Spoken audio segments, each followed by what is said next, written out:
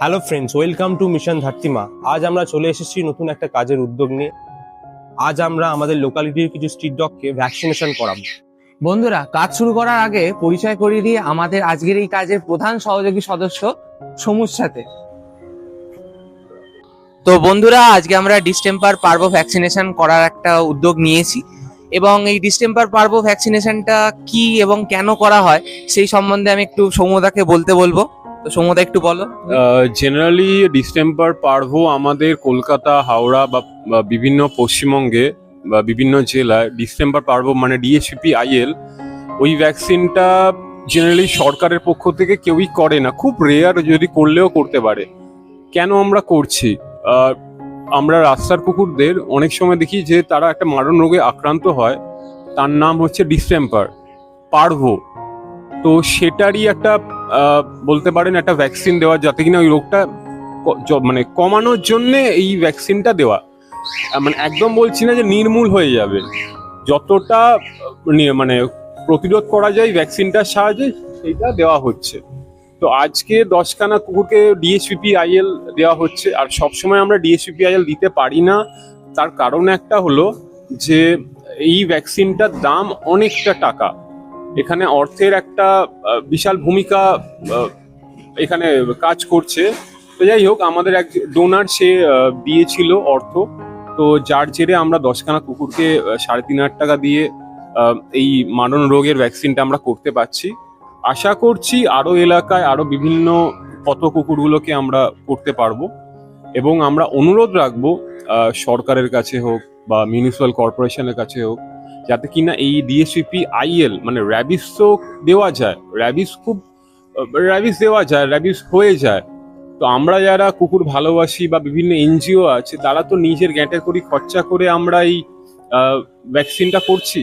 তো আমরা যখন এতটা এগোচ্ছি, আমরা অনুরোধ রাখবো সরকারের কাছে যেন তারাও এগিয়ে আসে, কারণ একটা অর্থের এখানে বিশাল ভূমিকা মানে ডিপেন্ড করছে, সবথেকে বড় কথা এটাই। তো সৌম্যদার থেকে আমরা শুনলাম পুরো কথাটাই। তো চলো এবার কাজে নেমে পড়া যাক। চলো যাওয়া যাক। আচ্ছা, আমাদের আজকের কাজের আরো দুজন সহযোগী যিনি সদস্য আছেন। একদিন হচ্ছেন সৌভিকদা আর হচ্ছে পিকুদা। পিকুদা কন্ট্রিবিউশন ছাড়া আজকে হয়তো কাজটা হতোই না। সৌভিকদা তো আমাদের কাজের অন্যতম আজকে সহযোগী সদস্য, এবং সৌভিকদা মানে তার লোকালিটির কুকুরদের অনেকদিন ধরেই মানে খাওয়া দাওয়া দেয় বা দেখভাল করছে। তো সৌভিকদাকে আমি জিজ্ঞেস করবো যে এইসব কাজগুলো যে তুমি সৌভিকদা করছো, এটা কতটা গুরুত্বপূর্ণ, মানে সমাজের এই যে কাজগুলো তুমি করছো বা কুকুরদের খেতে দিচ্ছ বা দেখভাল করছো, কতটা দরকার? দরকার তো প্রত্যেকটা মানুষেরই এগিয়ে আসা, আদৌ কিছু করুক আর নাই করুক, অ্যাটলিস্ট যেন না গায়ে হাত দেওয়া হয়। খাওয়া অবশ্যই, না খাওয়াতে পারলেও কোনো প্রবলেম নেই, কিন্তু মারধরটা যেন কম হয়। কারণ এখন বাইরের কুকুরদের উপর অত্যাচারটা বেশি হচ্ছে, সেটা যতটা কন্ট্রোল করা যেতে পারবে নিজেদেরকে কন্ট্রোল করতে হবে। এটা রাস্তার জিনিস, এটা এখানেই থাকবে, কিছু করার নেই। তো তাই বলে গায়েতে গরম জল দিয়ে দেওয়া, অ্যাসিড দিয়ে দেওয়া, এগুলো উচিত নয় কোনোদিনও। এগুলো থেকে যতটা অ্যাভয়েড করা যাবে, নিজেরা যতটা সচেতন হবে ততটা বেটার। তো চলো, শুনতেই পেলে যে সৌভিকদা কি বার্তা দিল। তো চলো আর বেশি দেরি না করে এবার কাজ শুরু করা যাক।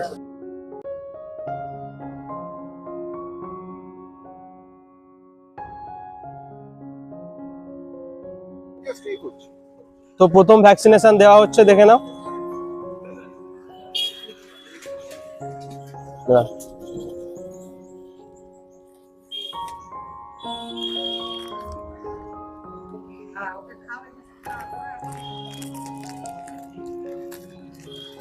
তোমারটা থেকে ফোন করতে দাও।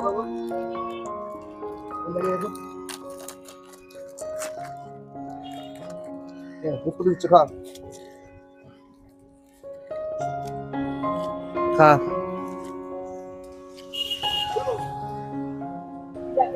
আচ্ছা, আমাদের কাজে আর একজন সদস্য আছেন বা সদস্য আছেন, তো এনাদের সাথে একটু বলবো দেখিয়ে দিতে এনাদেরকেও।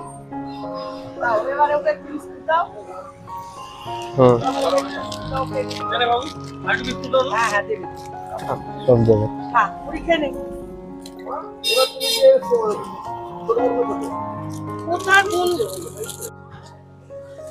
আচ্ছা, এই দাদা পিকুদাকে তো দেখেইছো, আমাদের এই দাদা আজকে আমাদের সাথে আছে, নাম হচ্ছে সৌম্যদা। তো খুবই ভালো লাগলো দাদা, তুমি এই কাজে আমাদের সাথে আছো। তো কিছু বললে বলো, তোমার মানে কিছু বক্তব্য থাকলে অবশ্যই বলতে পারো। একটাই বক্তব্য যে দাঁড়া আমাদের মতো এদেরও প্রাণ আছে, হ্যাঁ, সাহায্য করতে না পারুন, ক্ষতি করবেন না, ব্যাস এইটুকু। আয়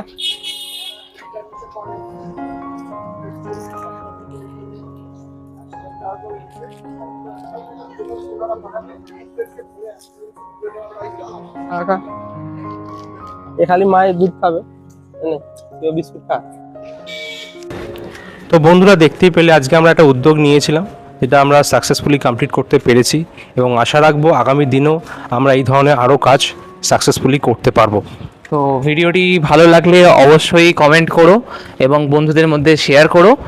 আর ততদিন ভালো থেকো, সুস্থ থেকো। খুব শীঘ্রই আমরা নতুন ভিডিও নিয়ে আবার তোমাদের সামনে হাজির হব।